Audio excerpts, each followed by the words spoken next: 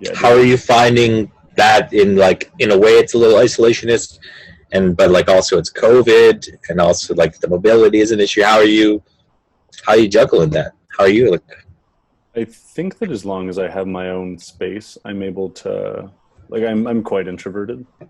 sure. When I was younger, thought that I was really extroverted. I think I was really extroverted when I was younger, and then Got jaded. yeah, the last time I ruptured my Achilles, I found it really difficult to talk to people because it was always the same conversation. So I ended up just hanging out with a few of my really close, tight friends, and it was also a thing of I wasn't like spending as much time with the team, so there wasn't as much of a connection with my really, really close friends on the team. And I had a friend, Randy, who was going through a similar thing where he had just finished his university career, and Same Randy. I know. I assumed when he went to go play. Yeah. Cool. so he had just finished his playing career, and I had just finished. I was taking the year off, so him and I were going through something similar, and we became the support network for each other. Cool. And we were both into the same. We had both just started reading Jung, and he was a big philosophy guy, so he gave me a ton of stuff to read. I gave him a ton of stuff to read, and he would come over and we would watch a movie, and it would take 4 hours to watch a movie because we would halfway through the movie we would pause it, or at any point we would just pause it and go and brew some tea and talk about the themes, and would psychoanalyze the movie.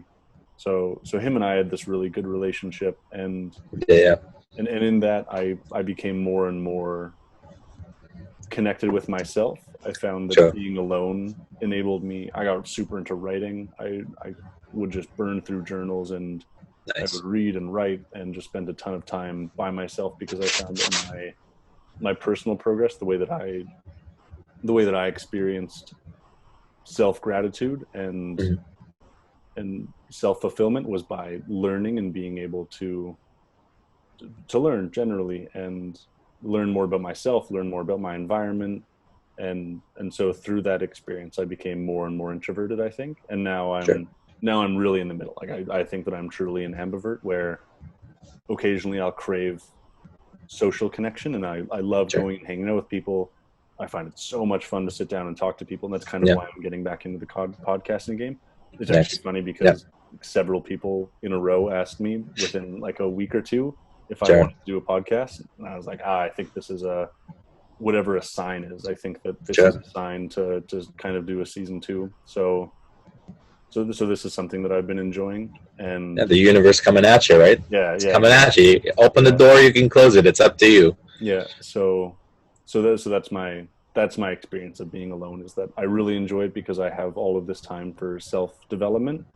At the same time, I think that the extroverted portion of personality is also this really important development of the self, and we get to there's this line from Dune, the book, where it says that a man is made in the desert and polished in the city.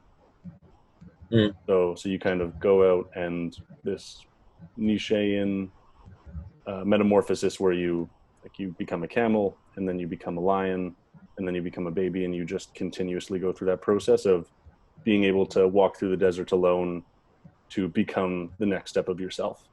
And then you get to embody that and experience that with the people around you, and you get to change with them, and then you kind of go back into your isolation. But it doesn't necessarily have to be these really long periods. That's kind of the way that I tend to do things, is in these longer periods.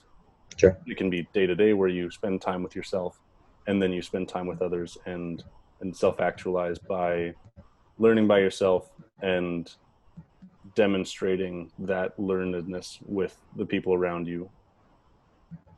Well, it's such an analogy of I can only do it through my northern hemisphere / western of like the process of life, right? Like we have winter, spring, summer, and fall, right? We have this period of we kind of die in a way, but like it's almost our ego dies, and we're in this cool moment where we can, like, as you're saying, revitalize myself, start doing reading and research, and take this time for me, and then like the spring comes, you're starting to test out if what you just learned was useful, and start saying, hey, kind of going out again.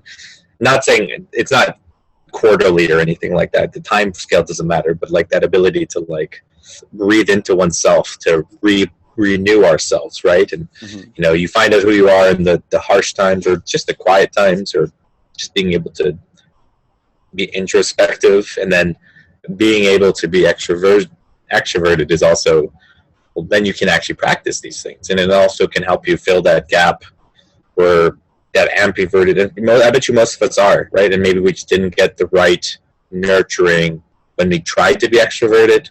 Like it sounds like you had a really great relationship with Randy where you could practice your introversion and then with him both be introverted together, but also bounce off each other, which is another community thing, that the ability to work with someone else. So it's really, yeah, it's so cool how I think I agree with you. I'm definitely jealous. That sounds like a really awesome relationship you've had. I've had similar in different way relationships, but that sounds like a prime relationship that I imagine I would love to have with people.